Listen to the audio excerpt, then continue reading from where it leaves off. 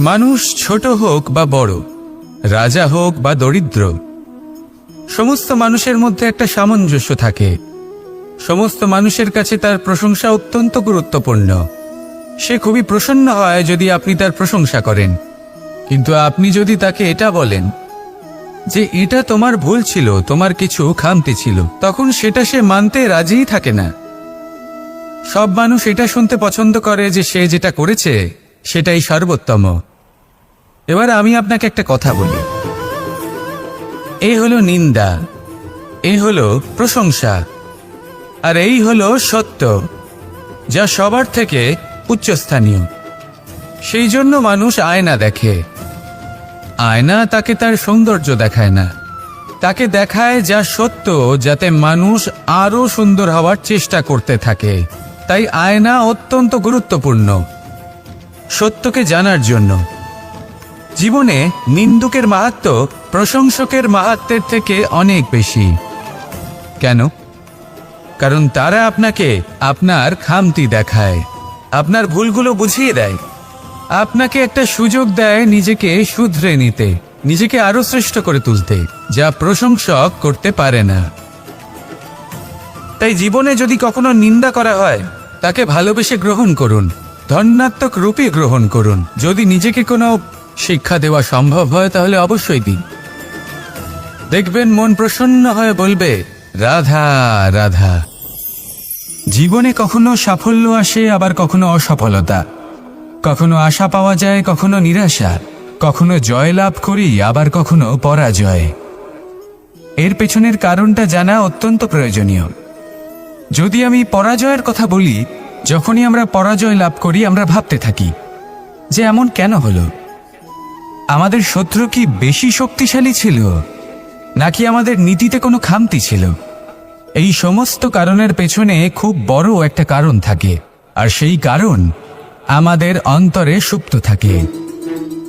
ধরে নিন একটা পথ, তাতে আপনি চলছেন, সেই পথ কাঁটায় পরিপূর্ণ, কিন্তু আপনি পাদুকা পরে রয়েছেন আর আপনি হেঁটে সামনে এগিয়ে যান। এবার এমন একটা পথ এলো যা পুষ্পে ঢাকা, আর আপনি পাদুকা পরে রয়েছেন, কিন্তু আপনার পাদুকাতে একটা পাথর আটকে গেল। তখন দু পা হাঁটাও খুব কঠিন হয়ে পড়ে। এই সংসারের যে কোনো শক্তি আপনাকে পরাস্ত করার পূর্বে আপনি জানেন কে আপনাকে পরাস্ত করতে পারে?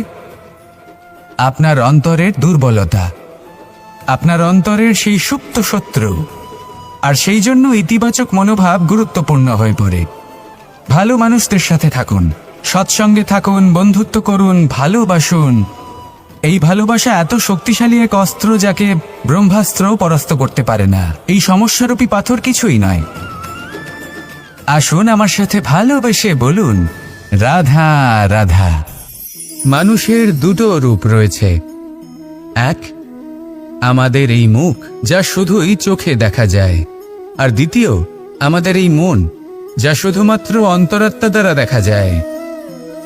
এবার আমাদের এই মুখ, তা ঈশ্বর সকলকেই আগে থেকেই প্রদান করেছেন, কিন্তু এই মন কেমন হবে তা আমাদের জীবনের অনুভূতি এবং আমাদের জীবনের লক্ষ্য এগুলি সুনিশ্চিত করে। অর্থাৎ নেত্র দিয়ে দেখা যায় আমাদের এই মুখ, তা শুধুই এই কারণে প্রয়োজন যাতে সংসার আমাদের দেখতে পায়, আমাদের চিনতে পারে। কিন্তু যদি এই সংসারে আপনি প্রকৃত অর্থে মান সম্মান লাভ করতে চান, তাহলে নিজের অন্তরাত্মাকে আপনাকে বিকশিত করতেই হবে। দেখুন, কথায় আছে এই যে অসুর, তা শারীরিকভাবে উপস্থিত নয়, তা মনের মধ্যে থাকে। যদি এই মন থেকে অসুরকে বের করে দেওয়া যায়, তাহলে শরীরে তা উপস্থিত থাকবেই না। তাই মনকে শুদ্ধ করুন আর আমার সাথে ভালোবেসে বলুন, রাধা রাধা। মানুষ যখনই একে অপরের সামনে নিজেদের হৃদয়ের ভাবনা প্রকাশ করে, তখন এক অত্যন্ত প্রভাবশালী মাধ্যম তারা ব্যবহার করে, যাকে ভাষা বলা হয়। এবার আমি দেখেছি যে একজন মানুষ অনেকগুলো ভাষাতেই নিপুণ। আমি এটাও দেখেছি যে মানুষ অনেকগুলো ভাষায় কথা বলে, কখনো কখনো অনেক ভাষা মিলিত করে তার প্রয়োগ করে, উচিত প্রকারে তাকে ব্যবহার করে না, না সেটাকে সম্মান করে, আর না ভাষাকে শুদ্ধ রাখে। আর এটা হলো অনুচিত। যদি ভাষাকে শুদ্ধ রাখেন তাহলে ভাষা আপনার চরিত্রকে শুদ্ধ রাখবে, তা আপনার একাগ্রতা বাড়িয়ে তুলবে। এই প্রত্যেক ধ্বনিকে অনুভব করে যদি আপনি শব্দের উচ্চারণ করেন, ভাষাকে প্রয়োগ করেন, তাহলে আপনিও আনন্দ পাবেন, আর যিনি শুনছেন সেই ব্যক্তির কানেও মধুর শব্দ বাজবে। তাই মনে রাখবেন, যে ব্যক্তি ভাষার পবিত্রতাকে সম্মান করে তাকে সংসারও সম্মান করে।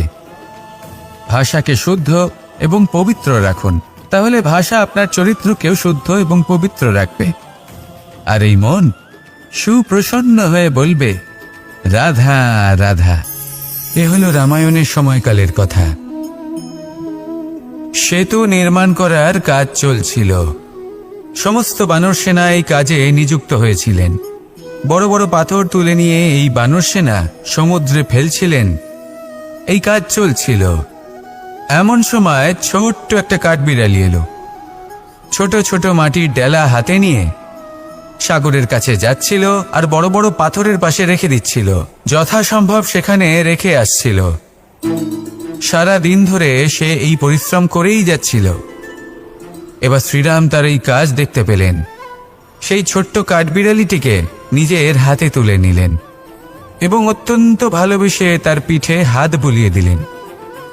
কথায় আছে যে কাঠবিড়ালির পিঠে যে দাগ আছে, সেই 3টি দাগ এসেছে শ্রীরামচন্দ্রের 3 আঙুলের থেকে। যে কাজ আপনি করছেন তাতে সমস্ত শক্তি প্রয়োগ করুন।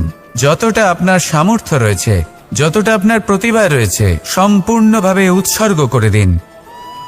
ঠিক এমনভাবে কর্ম করুন। সেই কাঠবিড়ালি কিন্তু তাই করেছিল। সেই জন্য শ্রীরামের সাথে সেও সেই কাহিনীতে অমর হয়ে গেছিল। সম্পূর্ণ শক্তি প্রয়োগ করুন, সম্পূর্ণ সামর্থ্যের সাথে কর্ম করুন, কারণ এটাই হলো শ্রেষ্ঠ পথ কোনো কর্ম করার। আসুন আমার সাথে ভালোবেসে বলুন, রাধা রাধা। এই সংসারে যখন সাফল্যের পথে আপনি অগ্রসর হবেন, তখন আপনার পরিশ্রম, একাগ্রতা, সাহসের সাথে সাথে সমাজের মানসিকতাও সহ্য করতে হবে। প্রত্যেক ব্যক্তি কিছু না কিছু ভাবেন, কিছু না কিছু বলেন। কিছু মানুষ এমন আছেন যারা ভাববেন যে আপনি কিছুই করতে পারবেন না। তারা আপনার নিন্দা করবেন, আর এই নিন্দার কথা ভেবেই আমরা ভয়ভীত হয়ে পড়ি। সেই কারণে নিজেদের আশা, নিজেদের বিশ্বাস হারিয়ে ফেলি। এবার যদি সেই নিন্দার ভয়ে আমরা লক্ষ্যচ্যুত হই, তাহলে সেটা অনুচিত। সেই জন্য জীবনে শুধু পরিশ্রম করতে থাকুন, সামনে এগোতে থাকুন। যেই দিন আপনি আপনার লক্ষ্য লাভ করবেন, সেই প্রত্যেক ব্যক্তি যারা নিন্দা করছিলেন তাদের দৃষ্টি আপনা থেকেই পাল্টে যাবে, ঠিক কিনা? এই সংসারকে যা প্রাণ চায় তাই বলতে দিন। যদি আপনি কারোর কথা শুনতে চান, তাহলে নিজের অন্তরের কথা শুনুন। সেটাই আপনাকে উচিত পথে নিয়ে যাবে। সামনে অগ্রসর হতে থাকুন, পরিশ্রম করুন। এমন একটা দিন আসবে যেদিন এই নিন্দুক ব্যক্তিরা আপনার লক্ষ্য প্রাপ্তির উদাহরণ সবাইকে দেবে। আসুন আমার সাথে ভালোবেসে বলুন, রাধা রাধা। মানুষ সুখী জীবনযাপনের প্রতি এতটাই অভ্যস্ত হয়ে পড়ে যে একটা ছোট্ট সমস্যা এলেই সে সবার থেকে সাহায্য চাইতে শুরু করে দেয়। সে সাহায্য লাভও করে এবং সেই সংকট থেকে সে বেরিয়েও আসে। কিন্তু এই সাহায্য কিছু মুহূর্তের, আর কিছু মুহূর্তের হলো এই দুঃখ।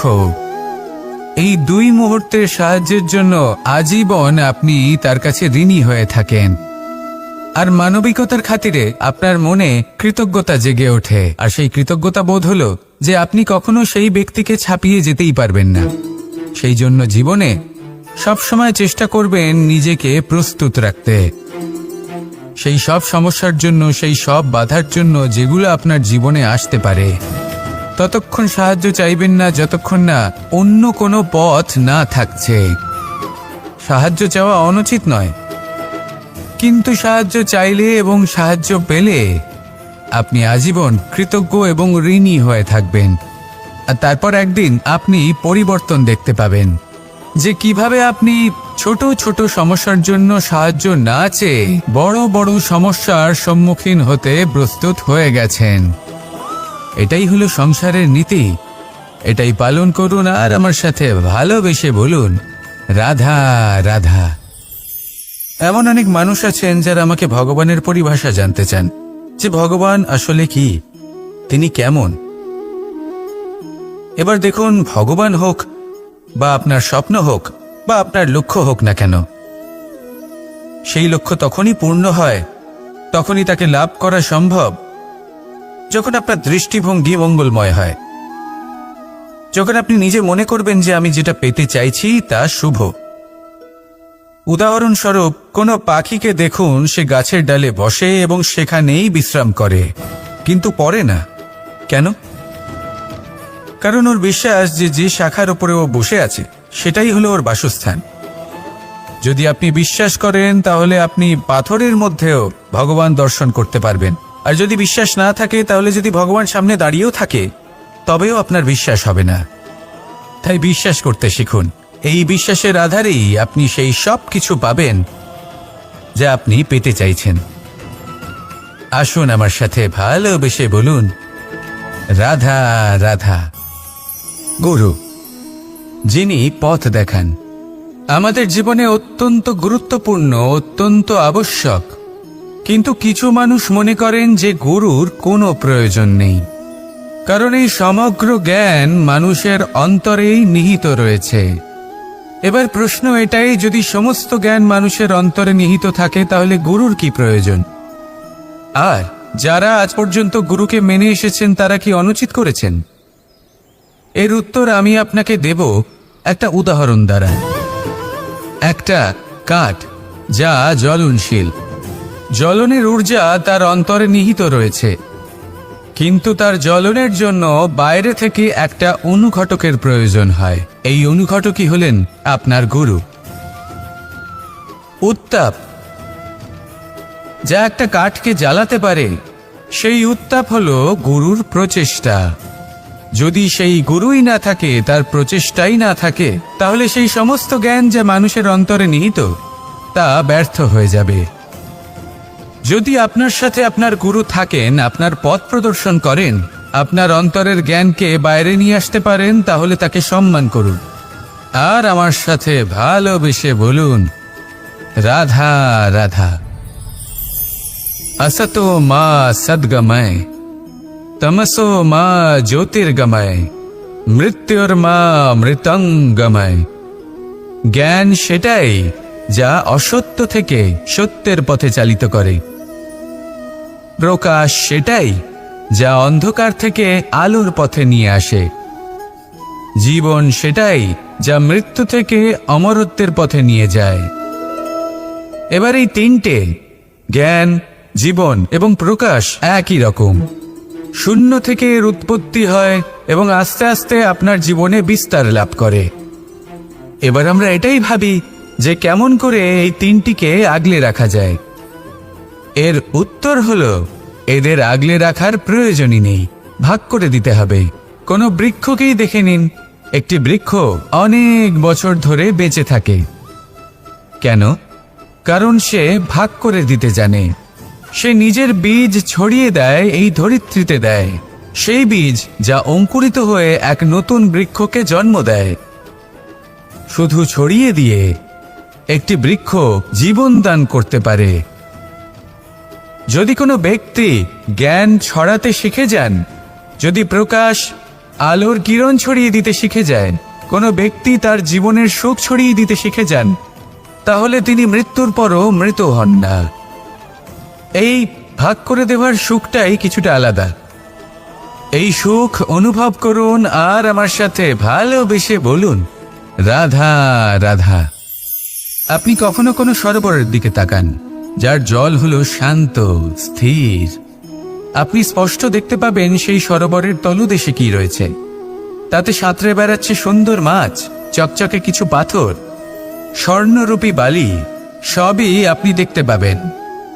কিন্তু যখনই আপনি একটা ছোট্ট পাথর তুলে সেই জলে ছুঁড়ে ফেলবেন, তখন সেই জল বিচলিত হবে। আর সেই স্পষ্টতা ন্যূনতম হয়ে যাবে। তারপর কিছুই স্পষ্টভাবে দেখা যাবে না। এই ঘটনা মানুষের সাথেও ঘটে।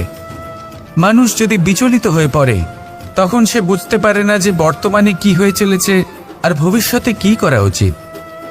কিন্তু সেই মানুষ যদি শান্ত থাকেন, স্থির থাকেন, ধন্যাত্মক থাকেন, তাহলে নিশ্চিত রূপেই বুঝতে পারবেন যে বর্তমানে কি করতে হবে আর ভবিষ্যতে কি করতে হবে। তাই নিজের মধ্যে সেই স্থিরতা আনুন, সেই ধৈর্য ধরুন, নিজেকে শান্ত রাখুন আর সবার মধ্যে ভালোবাসা ছড়িয়ে দিন। এই মন প্রসন্ন হয়ে বলবে, রাধা রাধা। সম্পর্ক এ হলো এক বন্ধন যা আমাদের এক সূত্রে বেঁধে রাখে। কিন্তু এমন কিছু ব্যক্তি থাকেন যারা এই সম্পর্কের বিষয়ে নিজস্ব একটা ধারণা করে ফেলেন যে সম্পর্ক এরকম হওয়া উচিত, সম্পর্ক সেরকম হওয়া উচিত। আমি এই সম্পর্কের জন্য কত কিছু করেছি এই ব্যাখ্যা করতে থাকেন আর তার বদলে অনেক কিছু প্রত্যাশাও করেন। কিন্তু সত্য হলো এটাই যে সব সম্পর্ক একরকমের হয় না, কিন্তু প্রত্যেক সম্পর্কের একটা বিশেষত্ব থাকে। যেমন চোখ আর নাকের এই সম্পর্ককেই দেখুন। চোখের সব থেকে কাছে কে আছে? নাক আছে। কিন্তু এই চোখ দিয়ে এই নাককে আমরা দেখতেই পাই না। তবে কি ধরে নেব এই সম্পর্কের কোনো মূল্য নেই? এমনও নয়। ঠিক এইভাবেই যদি কোনো ব্যক্তি তার আবেগ আপনার কাছে ব্যক্ত করতে না পারে বা প্রকট করতে না পারেন বা আপনাকে বোঝাতে না পারে, তাহলে তার মানে এটা নয় যে তার সাথে আপনার সম্পর্কের তিক্ততা রয়েছে। এমনটা কখনোই নয়। শুধু চোখ আর নাকের এই সম্পর্কের মতোই হলো আমাদের জীবনে আমাদের আপনজনের সাথে সম্পর্ক। যদি কারোর ব্যবহার আপনার প্রতি অনুচিত হয় বা যদি কেউ অনুপস্থিত থেকে থাকে বা কেউ যদি আপনাকে বুঝতে না পারেন, তাহলে তার অর্থ এটা নয় যে আপনি সেই সম্পর্ক ভেঙে ফেলবেন। বুঝুন, আপনার জীবনে তার গুরুত্ব কোথায় আর তার জীবনে আপনার। সম্পর্ক গড়ে তুলুন, তাকে পালন করতে শিখুন, একসাথে মিলে চলুন। এই মন সুপ্রসন্ন হয়ে বলবে, রাধা রাধা। এই সমগ্র সংসারের সবথেকে গুরুত্বপূর্ণ ব্যক্তি কে? স্বয়ং আপনি। নিজের জন্য তো বটেই, তাই না? কারণ যখন আপনি জন্মগ্রহণ করেন, নিজের চোখ খোলেন, এই সংসারে আসেন, তখনই তো এই সংসারকে আপনি দেখতে পান, অনুভব করতে পারেন। এখানকার আবেগ, এখানকার মানুষজন তখন থেকেই অনুভব করেন। যদি আপনি না থাকেন, তাহলে এই সংসারের অস্তিত্ব আপনার কাছে শূন্যের সমান, তাই না? আপনি না থাকলে এই সংসারও আপনার কাছে নেই। এবার সবাই বলবেন যে এ তো সত্যি কথা। সেই অনুযায়ী তো আমার স্বার্থপর হওয়া উচিত, অহংকারী হওয়া উচিত, কারণ আমার কাছে আমিই তো সবকিছু। দৃষ্টিভঙ্গি পাল্টে দেখুন। আপনার কাছে সবথেকে বেশি গুরুত্বপূর্ণ ব্যক্তি কে? আপনি নিজেই। সেই মানুষটি কেমন হওয়া উচিত একটু ভেবে দেখুন। সবসময় সকলকে সাহায্য করুন, একসাথে মিলে পরিশ্রম করুন, সাহায্য করুন অন্যদেরকে। এটা অতি আবশ্যক। এবং তার থেকেও বেশি গুরুত্বপূর্ণ হলো এটাই যে আপনার মনে যেন কখনো এই বিষয়ে ভয় না থাকে যে আমি আমার প্রিয়জনদের, আমার কাছের মানুষগুলিকে হারিয়ে ফেলব। এই ভয় কখনোই মনের মধ্যে থাকা উচিত নয়। যদি ভয় থাকে তাহলে থাকুক এই বিষয়ে যে সকল মানুষ আমার জীবন থেকে, আমার থেকে দূরে চলে যাচ্ছেন, তাদের বাধা দিতে দিতে আমি যেন নিজেকেই না হারিয়ে ফেলি, নিজের অস্তিত্বকেই না হারিয়ে ফেলি, নিজের ব্যক্তিত্বকে, নিজের বিচারধারাকে, নিজের করুণার শক্তি না হারাই। তাহলে এই ভয় ত্যাগ করুন আর আমার সাথে ভালোবেসে বলুন, রাধা রাধা। এই ফল কি তা বলার কোনো প্রয়োজন নেই। এই ফল কতটা সুস্বাদু সেটাও বলার কোনো প্রয়োজন নেই। ধরুন এমন কোনো মানুষ আসলেন যিনি জানেন না এটা কোন ফল। তিনি এটা দেখে ভাববেন এ তো কাঁটার একটা গুচ্ছ মনে হচ্ছে, নিয়ে ফেলে দেবেন। সেখানে দ্বিতীয় কোনো ব্যক্তি যিনি বুঝদার, তিনি দেখবেন, ভাববেন যে প্রকৃতি এর গায়ে এত কাঁটা কেন দিয়েছে? অবশ্যই সুরক্ষার জন্য দিয়েছে, অর্থাৎ ভিতরে অবশ্যই অমূল্য কিছু রয়েছে। সেই ধরনের ব্যক্তি এই ফলের অন্তরে প্রবেশ করেন এবং এই ফলের আনন্দ উপভোগ করেন। এরকমই কিছুটা আমাদের সংসারেও আমরা দেখতে পাই। প্রত্যেক দিন আমরা নতুন নতুন মানুষের সাথে পরিচিত হই। এমন কিছু ব্যক্তি থাকেন যাদের সাথে প্রথম আলাপের পর আমাদের এটা মনে হয় যে এই ব্যক্তিকে দেখে একটু রাগী ব্যক্তি মনে হচ্ছে, বড়ই অহংকারী বোধ হচ্ছে, উদ্ধত মনে হচ্ছে। বেশিরভাগ মানুষ প্রথম আলাপের পরে তাদের সাথে দূরত্ব বজায় রাখবেন, কিন্তু যিনি বুঝদার ব্যক্তি তিনি ভাববেন যে এই ব্যক্তি এমন কেন করছেন। হয়তো সুরক্ষার খাতিরে এই ব্যক্তি নিজেকে এরকম করে তুলেছেন যাতে অন্য কোনো ব্যক্তি এসে ওনার সময় নষ্ট না করেন, ওনার আবেগের সাথে ছলনা না করেন, খেলা না করেন। হয়তো অতীতে এমন কোনো ঘটনা ঘটেছে যার জন্য এই ব্যক্তি কিছুটা এরকম হয়ে গেছেন। এমনই একজন ব্যক্তি সেই ব্যক্তির মনের গভীর পর্যন্ত পৌঁছতে পারেন আর সেখান থেকে শুভ গুণগুলিকে বাইরে বের করে আনতে পারেন। এরকমই ব্যক্তি হয়ে উঠুন, এমন বুঝদার ব্যক্তি হয়ে উঠুন যিনি সামনের ব্যক্তির খারাপ গুণগুলিকে অবহেলা করে হৃদয়ের অন্তঃস্থল থেকে শুভ গুণগুলিকে প্রকাশিত করে এবং সেই ব্যক্তিকে দেখাতে পারে। এমন ব্যক্তি হয়ে উঠুন যিনি নিজের জীবনকেও সফল করে তোলেন এবং অন্যের জীবনকেও। আসুন আমার সাথে ভালোবেসে বলুন, রাধা রাধা। আমি জীবনে অনেক ভালো মানুষের সংস্পর্শে এসেছি। এমন ব্যক্তি যিনি আজীবন জ্ঞান লাভ করে থাকেন, পড়তেই থাকেন, পড়তেই থাকেন, জ্ঞান অর্জন করতেই থাকেন, অত্যাধিক জ্ঞান অর্জন করতে থাকেন। কিন্তু এইটুকুই কি যথেষ্ট? ধরে নিন কোনো ব্যক্তি শিল্পকলার বিষয়ে অনেক বই পড়ে ফেলেছেন, কিন্তু কখনো শিল্পকর্মই করেননি। তাহলে সেই জ্ঞানের কি লাভ? কোনো লাভ নেই। এবার এটাই আমাদের জীবনে শেখা প্রয়োজন। আমরা জ্ঞান অর্জন করি কিন্তু তা যাপন করি না, তা কর্মজীবনে প্রয়োগ করি না। তাহলে এতে কি লাভ হবে? জ্ঞান আছেই সেই জন্য যাতে আমরা জীবনকে আরো শ্রেষ্ঠ করে তোলার জন্য তাকে প্রয়োগ করি। এই জ্ঞান এবং কর্মের একসাথে পথ চলাটাই আবশ্যক। তবেই এই জ্ঞান অভিজ্ঞতায় পরিণত হবে। আর অভিজ্ঞতা দ্বারা যে জ্ঞান লাভ হয় সেটাই সবথেকে বেশি গুরুত্বপূর্ণ, সেটাই হলো সবথেকে বেশি লাভদায়ক। সেই জন্য শুধু জ্ঞান অর্জন করবেন না, তাকে প্রয়োগ করুন, তাকে কর্মজীবনে প্রয়োগ করুন, জীবনকে আরো শ্রেষ্ঠ করে তুলুন। আর আমার সাথে ভালোবেসে বলুন, রাধা রাধা। এটা হলো একটা সাদা পাতা। এবার এতে আমি যাই লিখব সেটাই এর অস্তিত্ব হবে। এতে আমি প্রেমের কিছু কথা লিখে একে প্রেমপত্র বানিয়ে তুলতে পারি। মাতা পিতার জন্য একটা শুভ সংবাদ লিখতে পারি। শত্রুর বিষয়ে সতর্ক করব বলে সেনাকে একটা সংবাদ লিখতে পারি। দ্বারকাবাসীর জন্য কোনো সংবাদ পাঠাতে পারি। যাই লিখব এই পত্র সেটাই হয়ে উঠবে। সেই রকমই হলো আমাদের জীবন। আমরা যেমন কর্ম আমরা করব, আমাদের অস্তিত্ব এবং ব্যক্তিত্ব ঠিক তেমনই হয়ে উঠবে। যদি আপনি একটা অসাধারণ, উজ্জ্বল এবং সম্মানজনক জীবনযাপন করতে চান, তাহলে তার একটা রহস্য আপনাকে বলি। যেমন কথন হবে, কর্ম তেমন হবে। অর্থাৎ যতটুকু বলেছেন ততটুকুই করুন, আর যতটুকু করেছেন ততটুকুই বলুন। এই একটা নিয়ম যদি আপনারা পালন করেন, তাহলে এই সংসারের সমস্ত পণ্ডিত আপনাকে অবশ্যই সম্মান করবেন। তাহলে এটাই করুন আর আমার সাথে ভালোবেসে বলুন, রাধা রাধা। বিন্দু বিন্দু জলেই সাগর নির্মাণ হয়। এবার এই কথা আমরা সকলে জানি।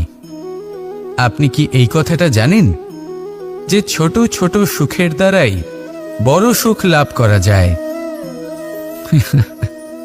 একজন বাবাকে দেখুন, সন্তানের জন্ম থেকে তার যুবক হওয়া পর্যন্ত তার সাথে ছোট ছোট সুখ যাপন করেন। এই ছোট ছোট সুখগুলি তাদের প্রেমের সম্পর্কে গভীরতা নিয়ে আসে এবং প্রেমের এই গভীরতা তাদের জীবনে বড় সুখ নিয়ে আসে। এটা ঠিক সেই রকম যেরকম বিশাল এক সমুদ্রে, গভীর এক সমুদ্রে অমূল্য রত্ন খুঁজে পাওয়া যায়। এটাও ঠিক সেই রকমই। সেই জন্য জীবনে বড় বড় সুখের খোঁজ করতে গিয়ে সময় নষ্ট করবেন না। এই যে ছোট ছোট সুখ আছে, এগুলোকে যাপন করা শুরু করুন। এগুলোর আনন্দ লাভ করুন, এগুলো নিয়ে উৎসব পালন করুন, প্রেমের গভীরতা বুঝুন আর এই গভীর প্রেমে মন নিমজ্জিত করুন। তারপরে দেখুন এই মন আর এই জীবন সুপ্রসন্ন হয়ে বলবে, রাধা রাধা। মানুষের জন্ম কখনো তার ভবিষ্যৎ নির্ধারণ করতে পারে না।